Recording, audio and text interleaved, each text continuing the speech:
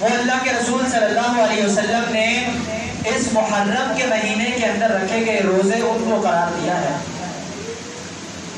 اللہ کے رسول صلی اللہ علیہ وسلم سے پوچھا گیا کہ رمضان کے بعد اگر میں روزے رکھنا چاہوں تو کس مہینے کے رکھوں؟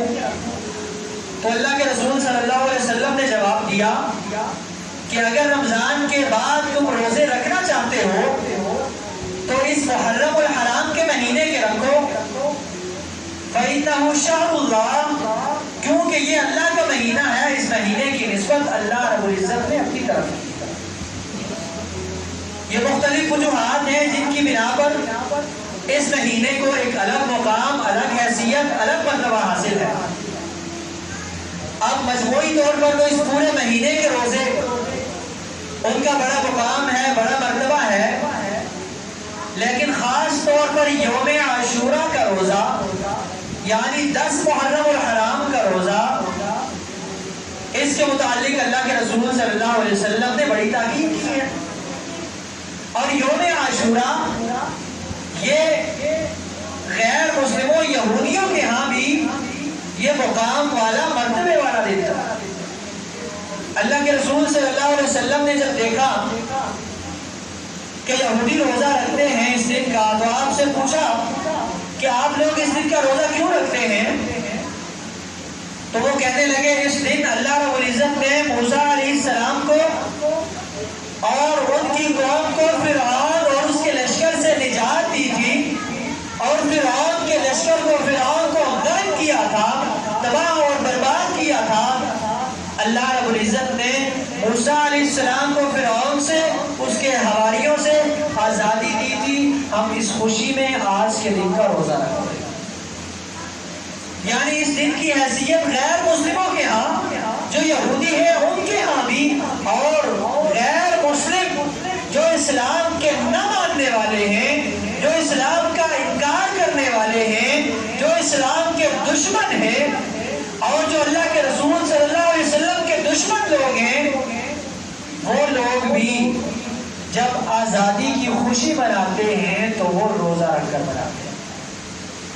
کیوں روزہ رکھتے تھے یہودی؟ کہ اللہ رب العزت نے موسیٰ علیہ السلام کو نجات دی تھی، فرعون کے ظلم سے آزاد کیا تھا اسے، اس وجہ سے ہم روزہ رکھتے ہیں۔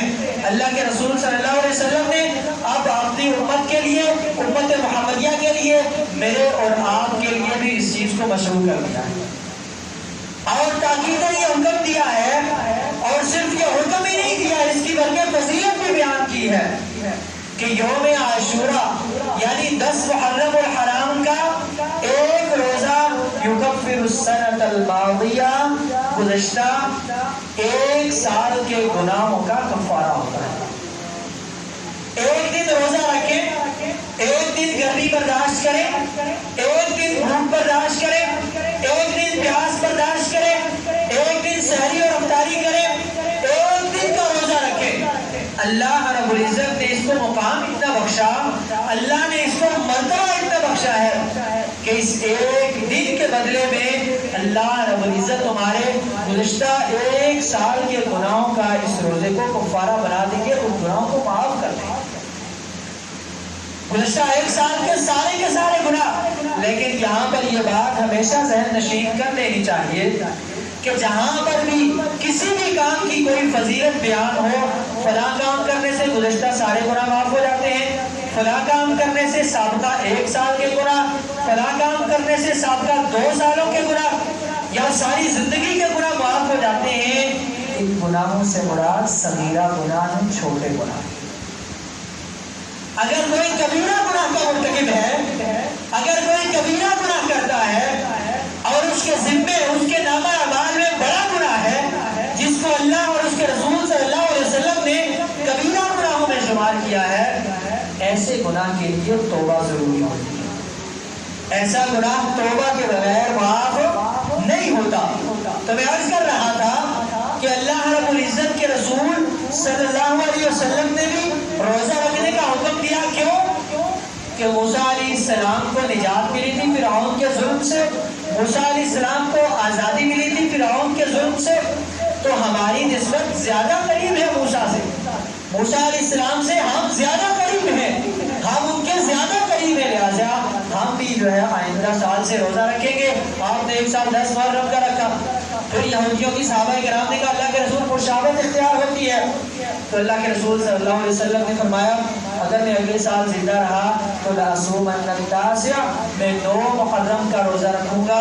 9 محرم کا بھی 10 محرم کا بھی ملا کر 10 محرم یوم عاشورہ کا روزہ اور 9 محرم یہودیوں کی مخالفت کے لیے روزہ. اب ہمارے لیے اس میں مقام تفکر یہ ہے، غور و فکر کا مقام یہ ہے کہ یہودی جس نبی پر ایمان لاتے ہیں، جس نبی کو مانتے ہیں، اس نبی کو ظلم سے نجات ملی جس دن، تو اس دن کا یہودی روزہ رکھتے ہیں. اس دن کا یہودی روزہ رکھ کر شکر ادا کرتے ہیں. اب اگر دوسری طرف دیکھا جائے تو اللہ رب العزت نے ہمیں یہ خوبصورت ملک عطا کیا اور ہمیں آزادی عطا کی کہ ہم اس میں آزاد رہ کر عبادات سر انجام دے سکتے ہیں.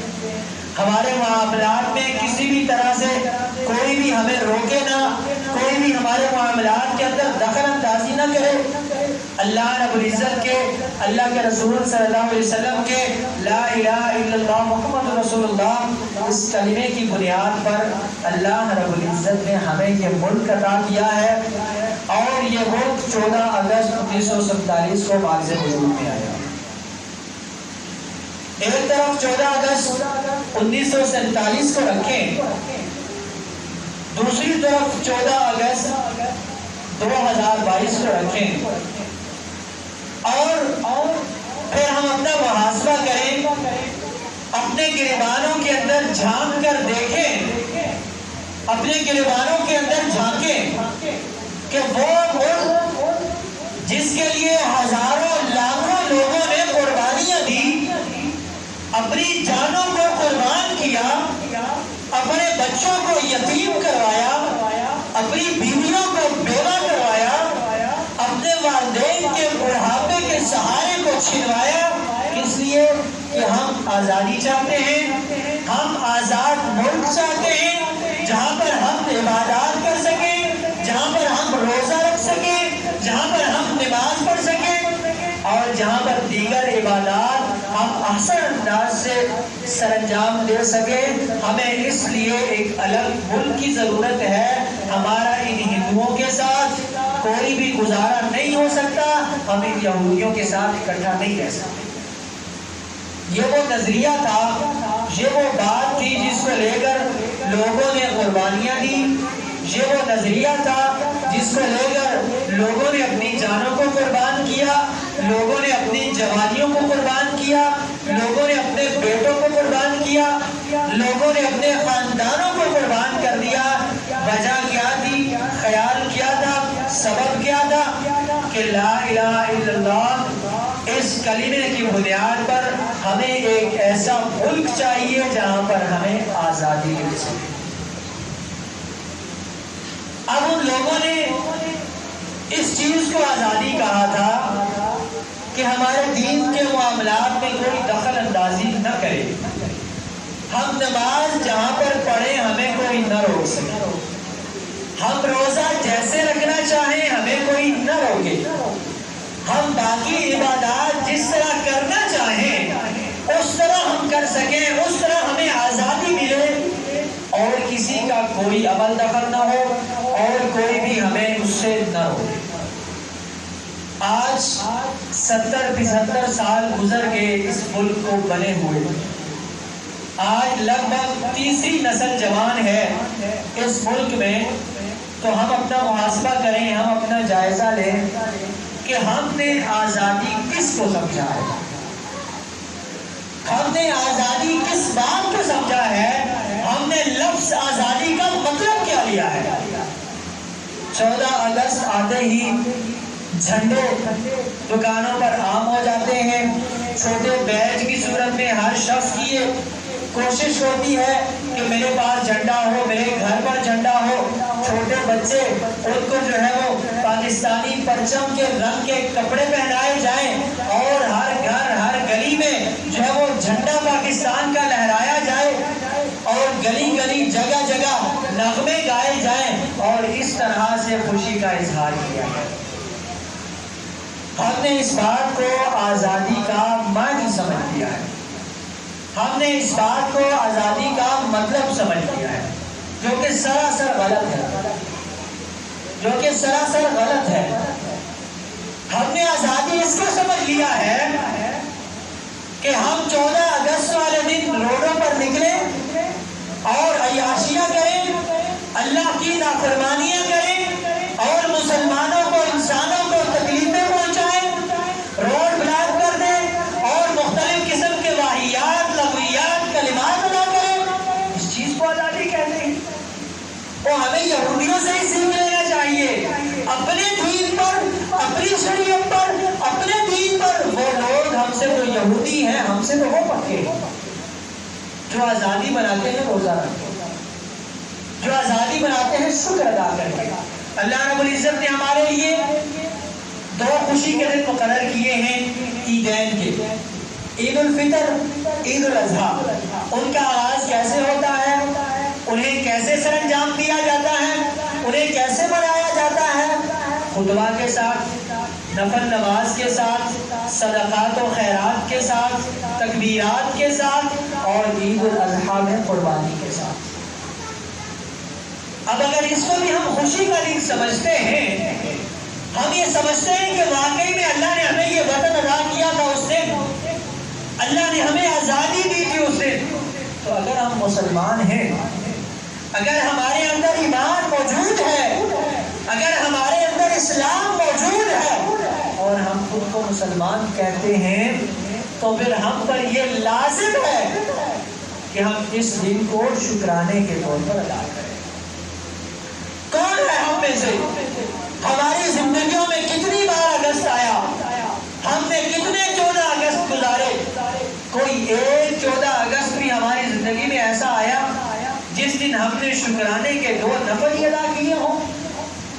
کوئی ایک 14 اگست بھی ہماری زندگی میں ایسا آیا جس دن ہم نے اللہ رب العزت کا شکر ہی ادا کیا ہو؟ ہم نے آزادی اس بات کو سمجھ لیا ہے کہ اللہ کی نافرمانی کی جائے، اللہ کے دین سے آزاد ہو جائے۔ ہمارے لیے آزادی اس بات کا نام ہے کہ ہم اللہ کے دین سے نکل جائیں، اپنی منمانی اور اپنی نفس کی خواہشات کو پورا کرتے پھریں۔ آزادی اس بات کا نام تو نہیں تھا، آزادی اس چیز کو تو نہیں کہتے تھے۔ اللہ رب العزت کا لاکھ لاکھ شکر ہے، خالق کائنات نے اس دن ہمیں آزادی عطا کی تھی، لیکن ہم آج اس آزادی کو سنبھال نہیں رہے، ہم آج اس کا حق ادا نہیں کر رہے۔ کل کو ہم ان لوگوں کے مجرم ہوں گے جنہوں نے اس ملک کے لیے اپنی جانوں کو قربان کیا ہے، اپنی جوانیوں کو قربان کیا ہے، جنہوں نے اپنے عزیز و اقارب لٹوائے ہیں، اپنے بہن بیٹیوں کی عزتوں کو لٹوایا ہے، ان لوگوں کے ہم مجرم ہیں۔ کل روز قیامت وہ ہمارا گریبان پکڑیں گے۔ وہ ہم نے قربانیاں اس لیے دی تھی، وہ ہم نے اپنے جوان بیٹوں کو اس لیے قربان کروایا تھا تمہارے لیے کہ تم 14 اگست کو اللہ کی نافرمانیاں کرتے پھرو، تم 14 اگست کو اللہ کی معصیات کا ارتکاب کرتے پھرو۔ حضرات، مقام تفکر ہے، غور و فکر کا مقام ہے۔ کب ہمیں سمجھ آئے گی، کب ہم سمجھیں گے، کب ہم سمجھدار ہوں گے؟ باقی تو سارے معاملات میں ہم بڑے سمجھدار ہیں، باقی دنیاوی کوئی بھی معاملہ ہو ہمیں ہر طرح کی سمجھ ہے، ہم سمجھدار ہیں، لیکن دین کے معاملے میں ہم ناسمجھ بنے پھرتے ہیں۔ کیا ہم نے آزادی اس کو سمجھ لیا ہے کہ اللہ کی نافرمانیاں پھریں، نمازیں بھی نہ پڑھیں، اللہ کی نافرمانیاں کرتے پھریں، اللہ کی معصیات کا ارتکاب کرتے پھریں؟ آج کون ایک ہے جو ہاتھ کھڑا کر کے یہ کہہ سکے کہ جب اگست کا مہینہ داخل ہوا، میرے ذہن میں یہ بات آئی 1947 میں جب اگست کا مہینہ شروع ہوا تھا تو لوگوں نے کتنی قربانیاں دی تھی۔ جب 14 اگست آیا تھا، کتنے لوگوں کے جو ہے وہ عزیز و اقارب لوٹے تھے، کتنے لوگوں کی جوانیاں لوٹی تھی، کتنے لوگوں کے گھر بار لوٹے تھے۔ اللہ نے ہمیں تو ملک بنایا عطا کر دیا۔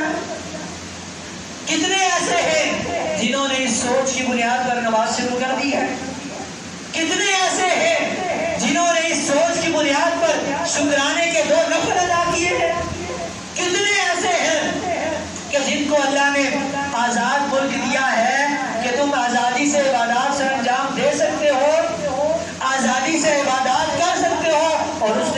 عبادات جس طرح اللہ اور اس کے رسول نے حکم دیا ہے شروع کر دی ہو؟ کون ہے کوئی ایک ہی کھڑا ہو کر دعوے کے ساتھ یہ بات کہہ سکے؟ یقیناً ہم میں ایسا کوئی نہیں ہے، یقیناً ہم میں ایسا کوئی نہیں ہے۔ ہماری پلاننگ یہ ہے کہ 14 اگست کو ہمارے اسکول کالج دفتر کی چھٹی ہوگی، فلاں جگہ پر ہم نے گھومنے جانا ہے، فلاں فلاں کام کرنے ہیں، فلاں فلاں کام سر انجام دینے ہیں۔ اللہ رب العزت کی طرف کسی کی کوئی بھی فکر نہیں ہے۔ تو حضرات آزادی کی نعمت کتنی بڑی نعمت ہے، یہ اگر ہم پوچھنا چاہتے ہیں تو پوچھیں کشمیریوں سے جنہیں 3 سال سے زائد عرصہ بیت چکا ہے، وہ قید میں ہیں۔ آزادی کی قیمت پوچھنا چاہتے ہیں تو پوچھیں فلسطین کے لوگوں سے، چچتیا بوسنیا کے لوگوں سے، اور ان ممالک سے جو اس نعمت سے محروم ہیں، ان سے ہم جا کر پوچھیں کہ آزادی کتنی بڑی نعمت ہے۔